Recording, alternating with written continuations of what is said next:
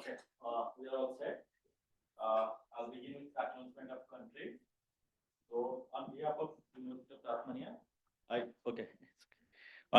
on behalf of University of Tasmania, I acknowledge all countries participating in the meeting and also acknowledge their elders and ancestors and their legacy to us. So now I'm pleased to introduce our today's speaker, Dr. Kaihe Yamazaki. So Dr.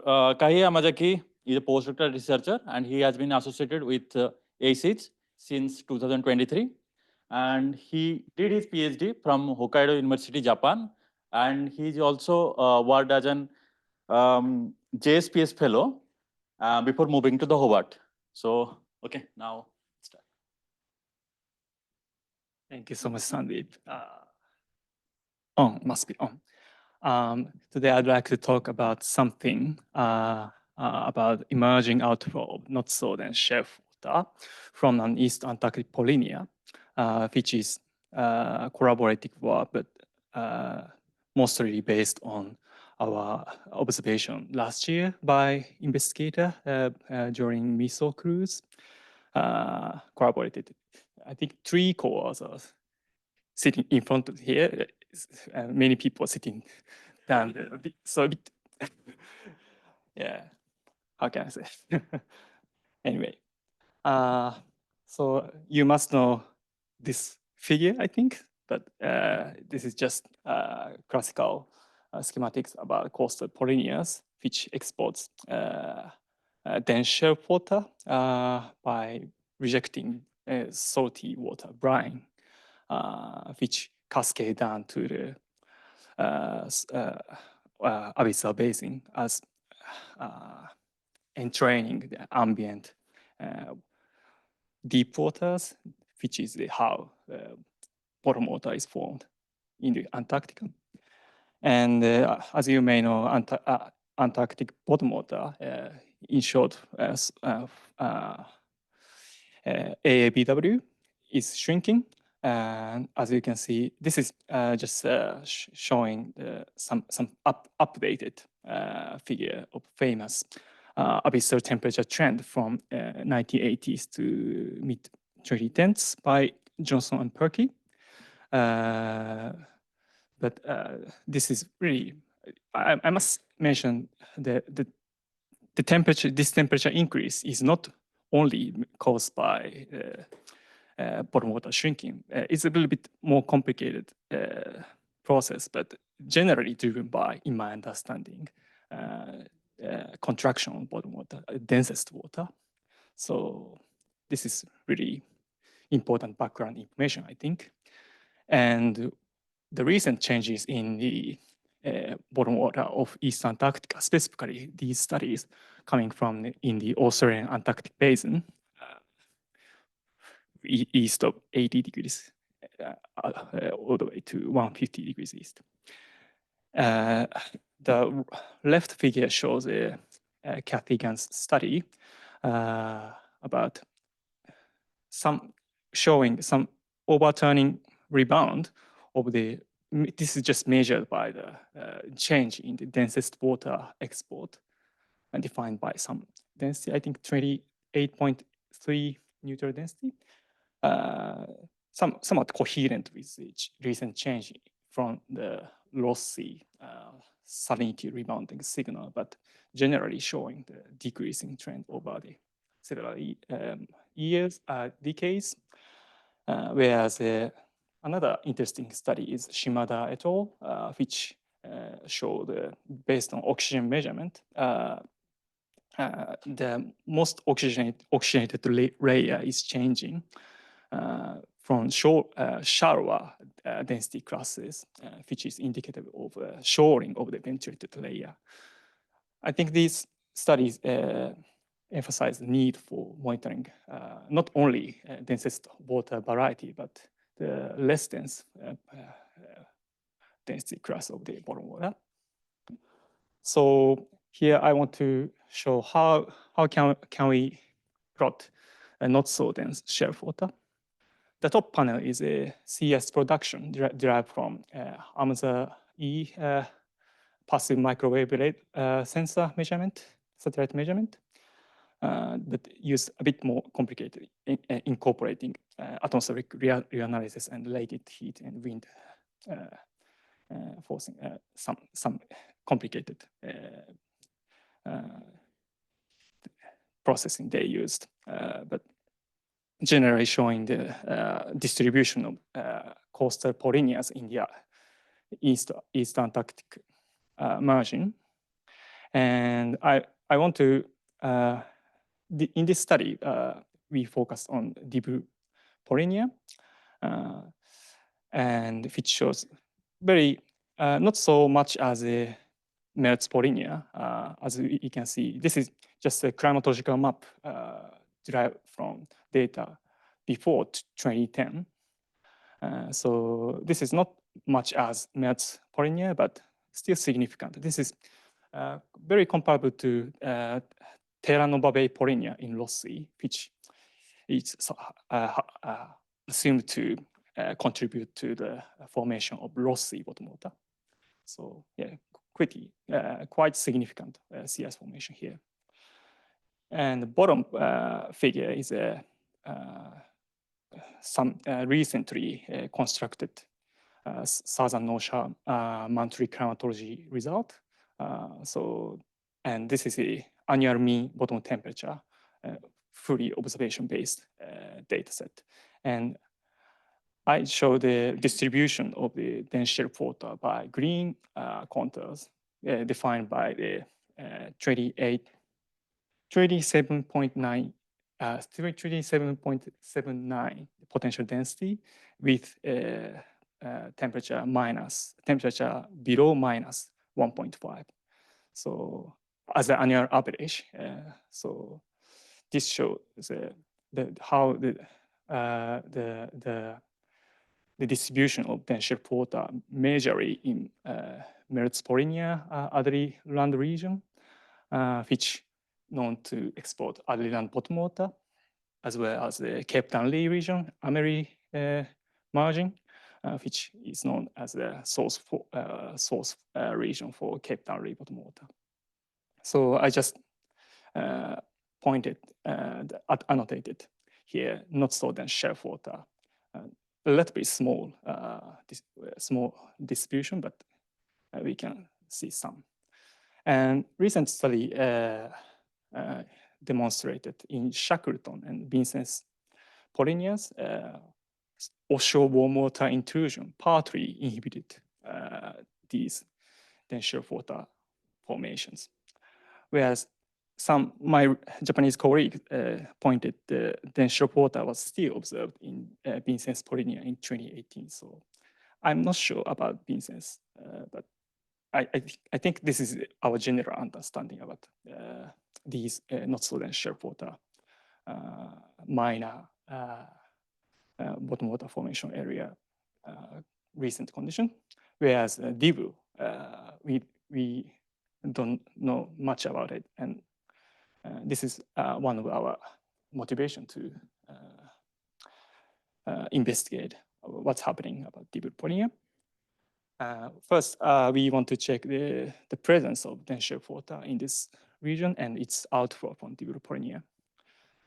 And here's a zoomed map of Dibble Polynya region, and I just defined area of interest here by square and colored by, this is all coming from ship data, including CCHDO, highest accuracy ship data. And I just show here the dissolved oxygen neutral density profiles for each data corresponding to the color. So I think many of you may know the conventional definition of neutral density, conventional definition for bottom water by neutral density of 28.27, which is just, how can I say, not dynamical boundary, but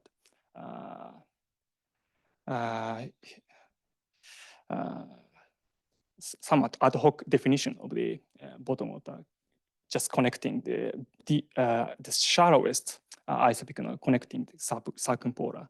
This is the just the original definition from ORZ 1999. But yeah, anyway, we can see some very oxygenated water in 2024 observation below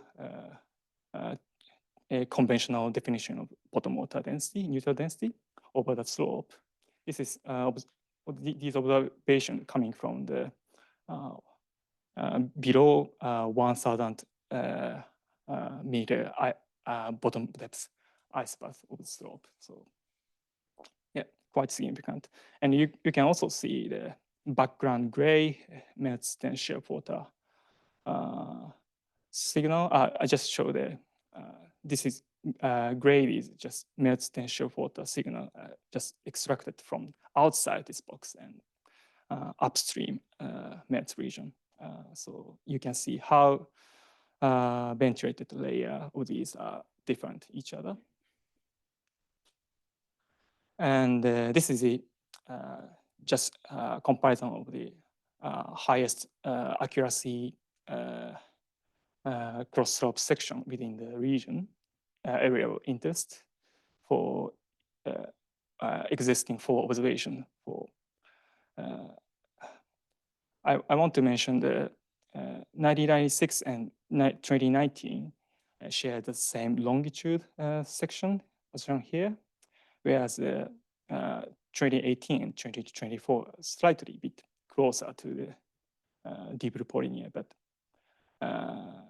you can see the 2024 observation well captures the oxygenated signal defined by dissolved oxygen 240 micromole per kilogram with the shoreward thickening of the bottom water thickness as shown by white contour here, which is very contrasting to the other observation years. And that's why we don't have any report about the active dense shearwater out from this Polynya previously, but 2024, something's happened. So this is really intriguing, and I want to, the purpose of this study is to understand what's happening this year. And this is the temperature salinity diagram showcasing the water mass property, just average for bottom 100 meter within this box. And I also show the neutral density contour as solid lines. So you can see the conventional bottom water density of 28.27 neutral density as here. So yeah, and so we can see the 2024 observation, the shallowest observation of this year shows a very somewhat, how can I say, connecting the dense shearwater and bottom water. This observation is just along the mixing line between the bottom water and dense shearwater observations. I forgot to mention the markers of color. Colors of these markers are just indicate the data platform types. So I also added highest accuracy CCHDO and ship data, and also MEOP and ARGO data. As you may know, MEOP is known as less accurate salinity measurement quality, but MEOP show that somewhat consistent observation with the CCHDO measurement. Yep. May I ask a question? Yep. I just wondered what's the difference between ship and CCHDO? Yeah, ship data is just retrieved from World Ocean Database, not indexed as a CCHD or not necessarily following Go ship manual. So yeah, and you may notice this gray background Mertz shelf water, as I previously shown, somewhat denser saline mixing line towards bottom water. So yeah. So we observed the signal of dense shelf water out from off the Dibble Polynya, but is it really coming from the Dibble Polynya? I think it's yes, because if we observe along slope salinity and temperature like this, I just because I want to check the possibility of the dense shelf water actually coming from upstream Mertz region here, not locally, but the slope salinity and temperature measurement by ship and algo data. I just excluded MEOP data by its low reliability. So I think the results should be right. And you can see if we average over each region between 1,000 and 3,000 meter ice range of Dibble and of Mertz region, both show the shelf water, cold and fresh signature, which is indicative of the influence from shelf water, whereas in between, we cannot observe such fresh and cold signals. So yeah, at least these shelf water coming here, coming out of here is not simply coming from the Mertz along the slope, but we don't have any observation on the shelf in between. So we cannot exclude any possibility of the dense shelf water coming along the shelf by the coastal current. So let's talk about the temporal changes.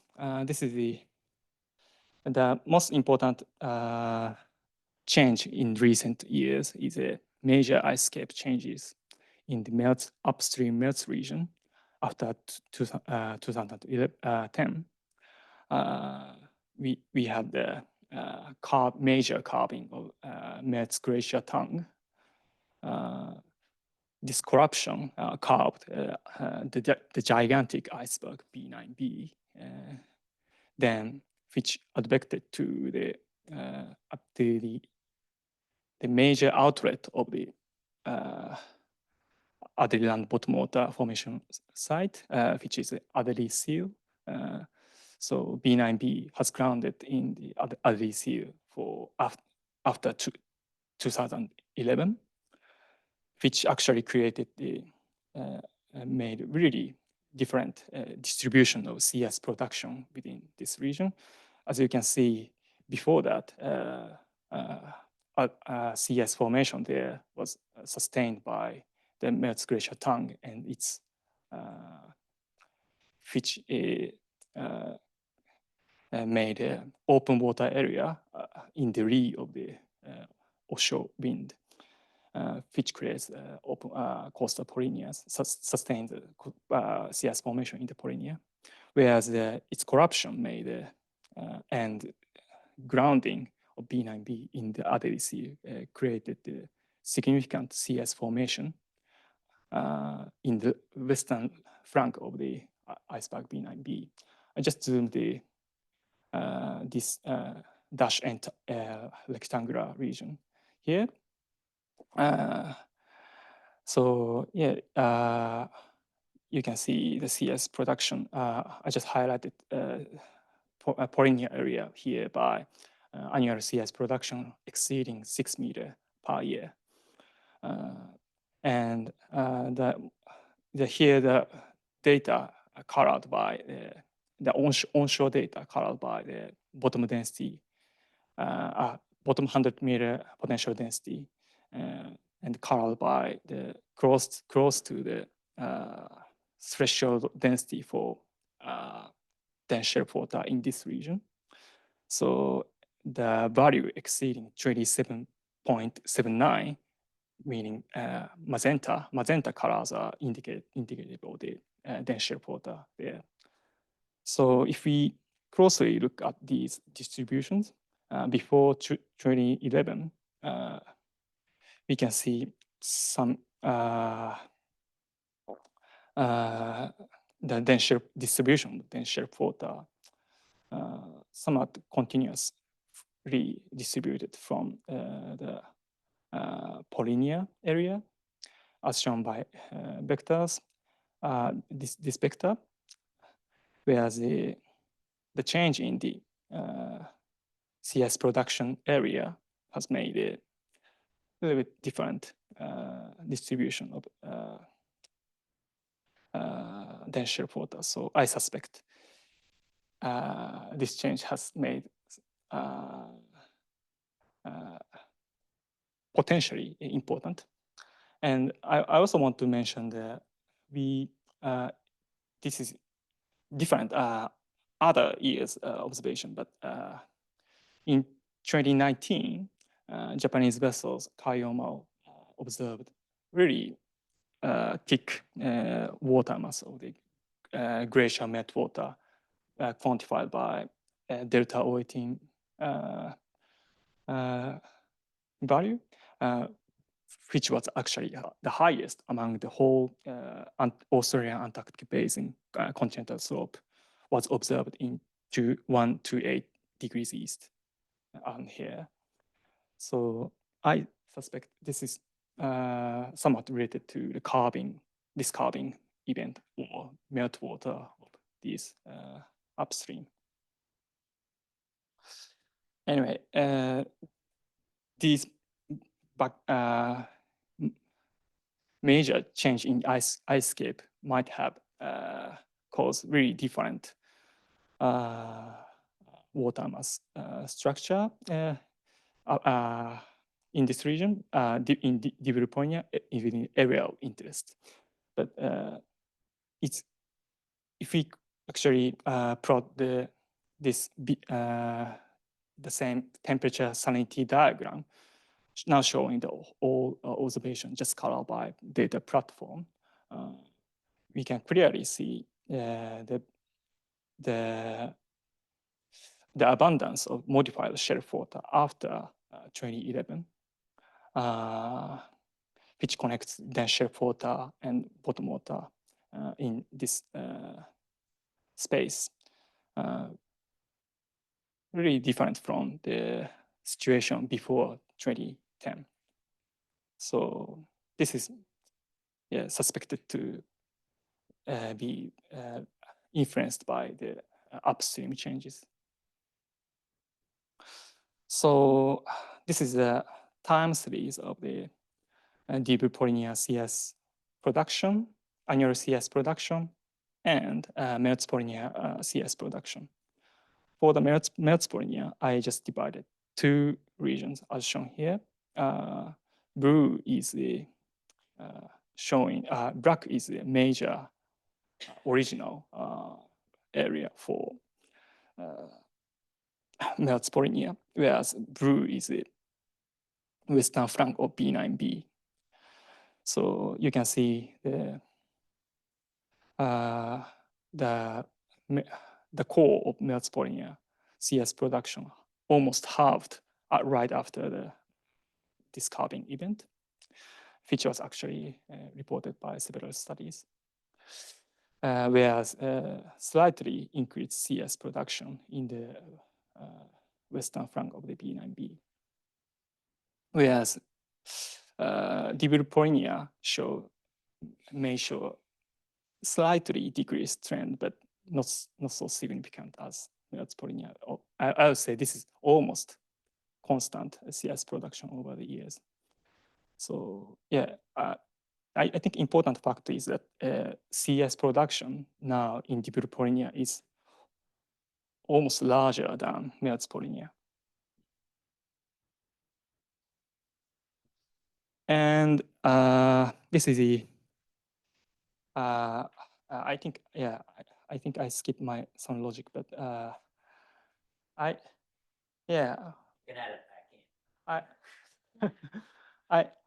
Well, so what's the cause of the abundant modified shelf water in recent years? That's the question. And this could be related. So I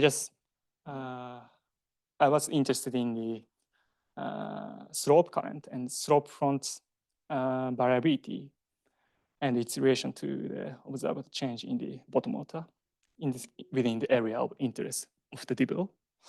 So the top panel is within the just all data coming from within the area of interest. But the top is the absolute salinity for the upper bottom water density range in the year and bottom depth coordinate, just colored by this. And the middle, the same, but just colored by the bottom water thickness. So I just removed CU data for less reliability, but you may notice the change in the position of the isohaline or ice spreads of bottom water salinity and bottom water thickness over the slope, which is somewhat consistent with the previous observation of the reduction of offshore bottom water and freshening of offshore bottom water. But yeah, which actually results in the reduction of the cross-slope gradient of salinity. Thickness, speaking of thickness, this is not so significant as absolute salinity, but we can also see some shift in the thickness ice breadth. So the bottom figure is a conservative temperature for 300 decibel, which is actually used for slope current circumpolarly by previous observation focus study. And we can see slight inshore shift of the offshore and the generally inshore shift of these isotherms, which is somewhat consistent with the previously reported poleward shift of circumpolar deep water and southern boundary of the Antarctic circumpolar current in this region. So yeah, anyway, this, I don't know what happened to the cross slope current and its potential role of as a cross slope barrier for the cross slope exchange of the current. But this data shows that something is changing within the slope front in this region. So which may have affected change in the barrier effect on the cross slope exchange that may allow the outflow of inshore dense shelf water.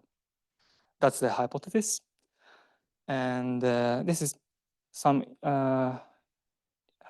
related study from previous, this is also the same region, but we actually observed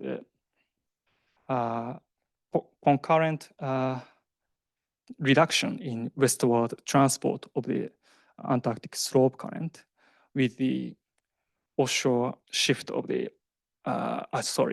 onshore shift of the offshore deep water isotherm poleward migration of Southern deep water, which show the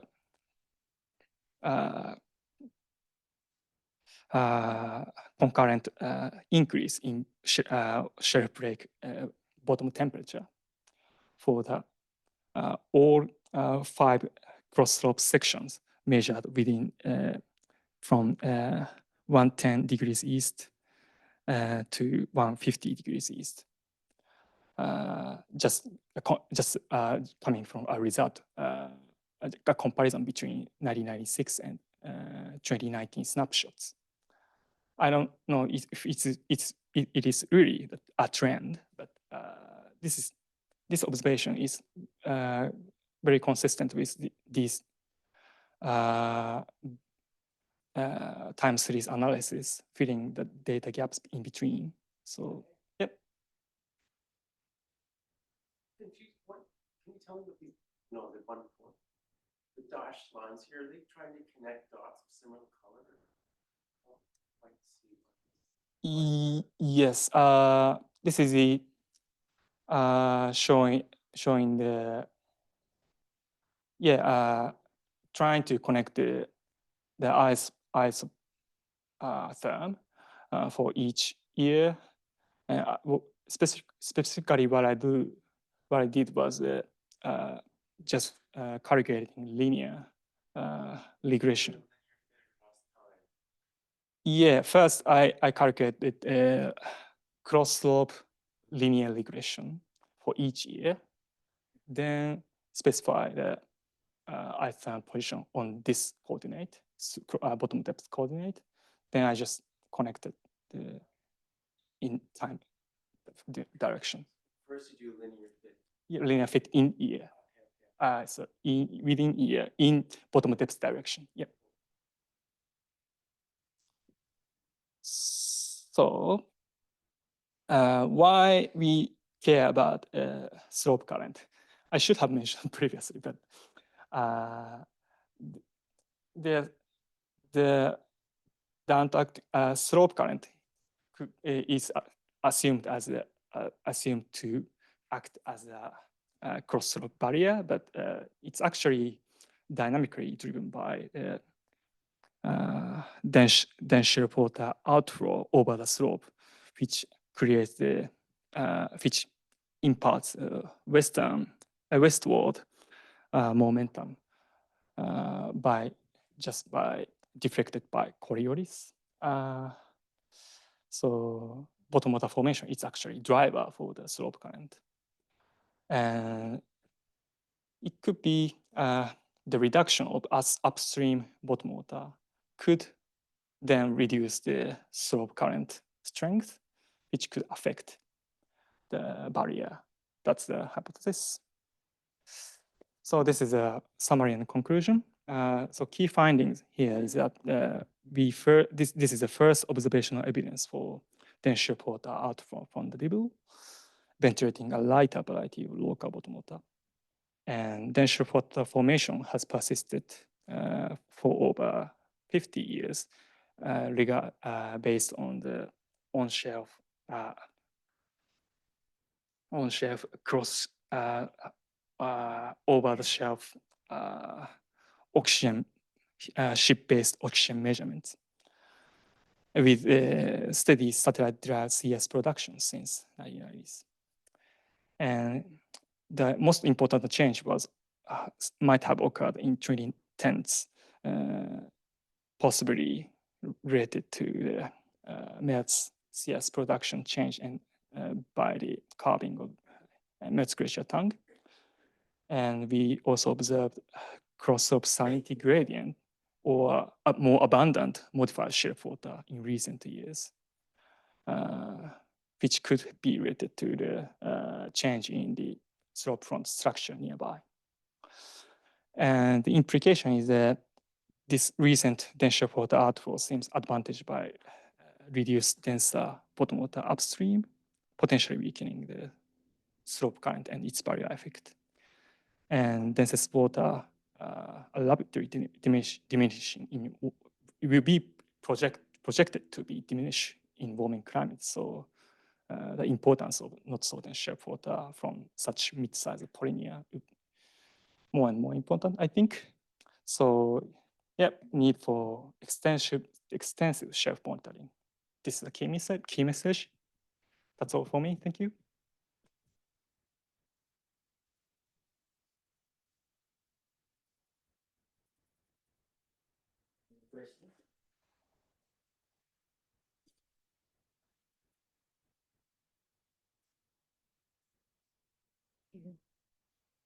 Thanks, Kaihe. I think that's a really nice story. And I was just wondering, when you showed the TS diagrams that indicated increased abundance of the modified shelf water, I was just wondering how much of that is wondering about the coincidence of much of that sampling being from the MEOP SEAL program. And I wondered whether that presence of the SEAL data, whether you've teased apart that influence at all in the story. Yep. CU data shown here as green is really indicating this abundance. Whereas if we compare the salinity of maximum temperature, I mean salinity of CDW, where the salinity observation known to show the very homogeneous and stable value with the CCHD or highest accuracy measurement, then I think it's really hard to attribute this change by the uncertainty inferred from the salinity measurement error difference between the CDW salinity between. And another important thing is that this is not only supported by CU data, but also ship-based XCDD data and others. So, yeah. There was a question from Rob online, but it's disappeared off the screen.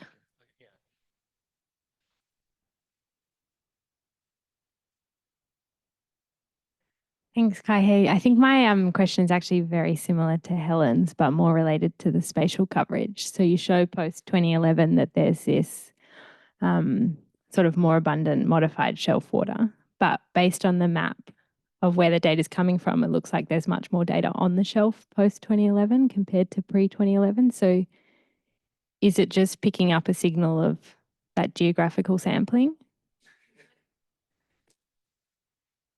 Yeah. Thanks. I hope not.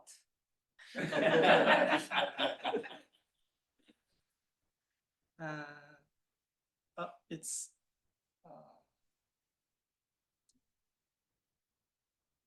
You broke the system. You just reset it again. maybe just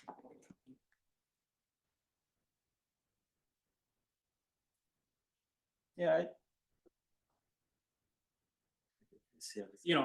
This is a limitation of this study, and I hope not. But yeah, I think as far as we know, it's hard to attribute because we observe the almost the same position, some part for different periods. It shows. I must also have to mention the difference in the seasonal coverage, somewhat different in between. And if we focus on only summer, then CU data is not actually important to the most important part of this abundance is supported by ship data. And these coverage are not so defined in between.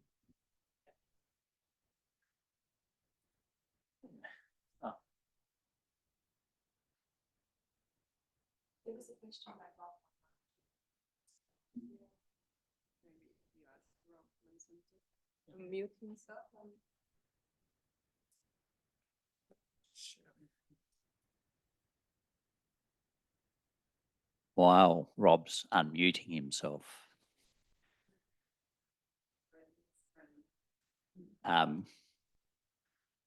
So Kaihe, I believe in data. Skeptics over that side of the room. But the question might be, you talked about climate change, restructuring of the Mertz Glacier and B9B. So to make the story about the changing strength of Ross Sea bottom water and the increase in the Adelie land. So the question is, you don't need climate change to actually describe that change. I think you just need a change in configuration of Mertz and the B9B presence and absence to get an explanation by itself, right?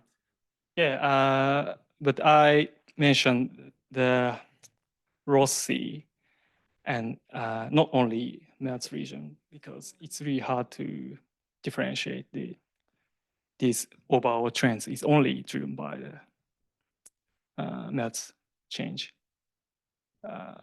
So Ross Sea could also important for this story. The presence of Ross Sea is important, but do you need Ross Sea bottom water, but do you need climate change to explain any of it?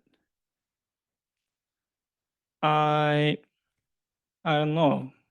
It's So is it sufficient? Is it sufficient that there is more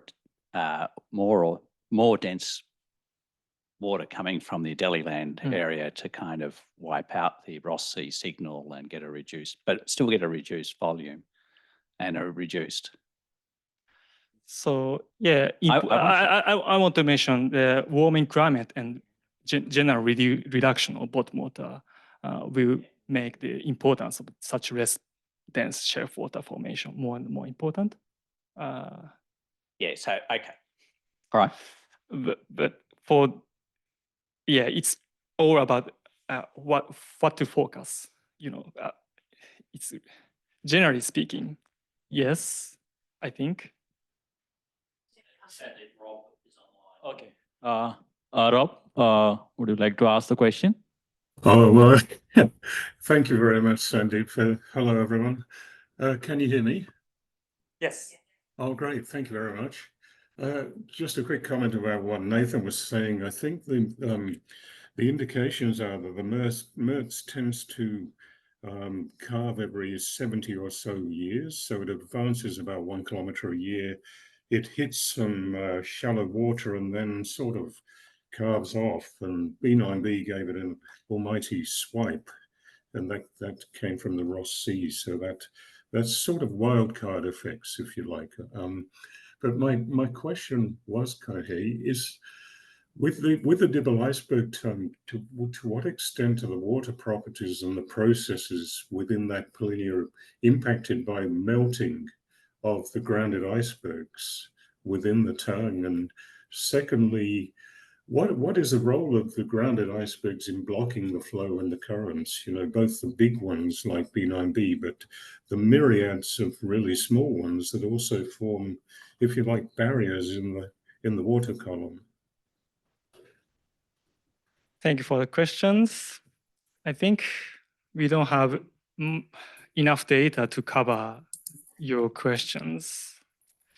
But yeah, I think that's where we need models for, I think, both questions. We actually changed some significant change over the slope where modified shelf water exists, but not necessarily on the shelf, because on the shelf we don't have not so many accurate salinity measurements within Dibble. And yeah, as for the effect of iceberg on the currents itself, it's really interesting. But yeah, I think that's exactly where we need models, I think. Yeah, thanks, Kaihe. I'd be happy to talk to you more about that. Thank you.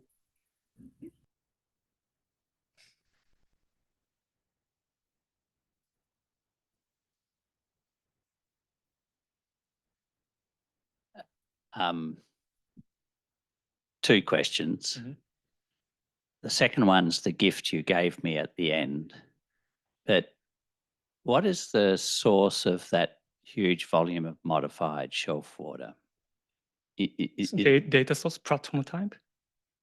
The So- process that led to that. So is it more modified second boulder, deep water coming on shore and being converted into shelf water in that density space, or am I just completely wrong?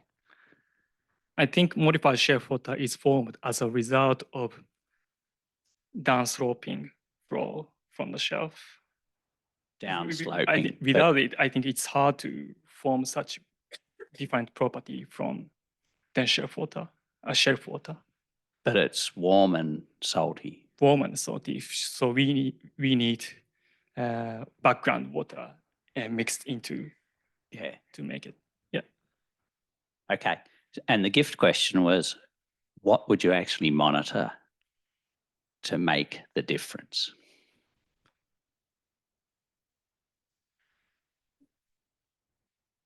We need prioritization,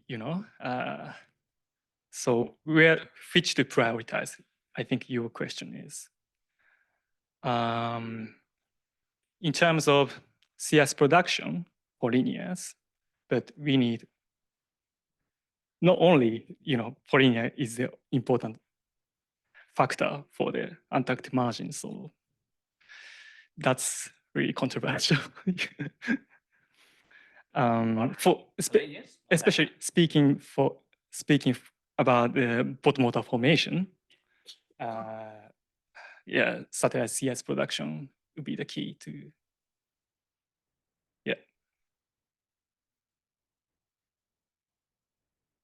or existing data coverage.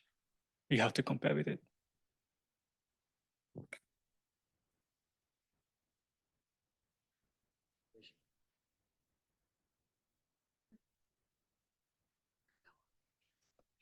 If you were going to undertake wintertime hydrography, where would you send the ship? Not limited to Dibble,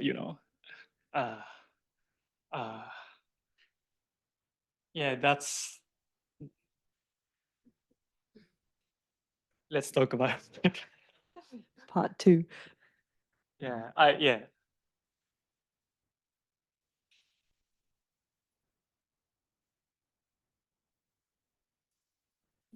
We need to discuss it. What about 1998? Go to Mertz Commonwealth Bay. Yeah, I think where that must be where the summer data exists to compare with it, at least. So I don't know, SR3 or in my mind, something like that. But Would you want to do observations between those two areas? Would that be of interest to unravel that coastal column?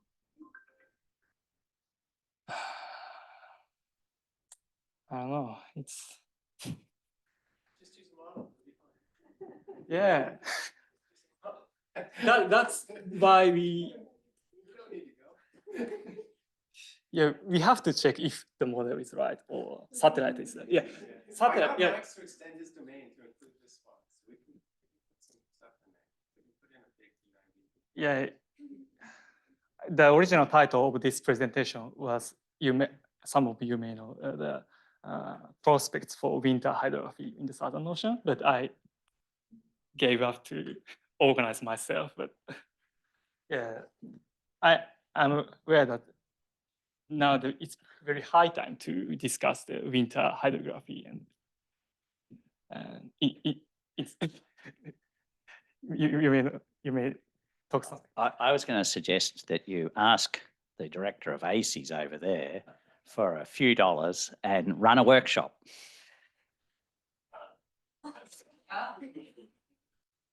There's a few dollars.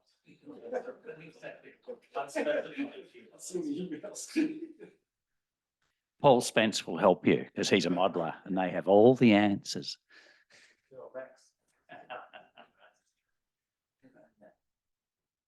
I'll help.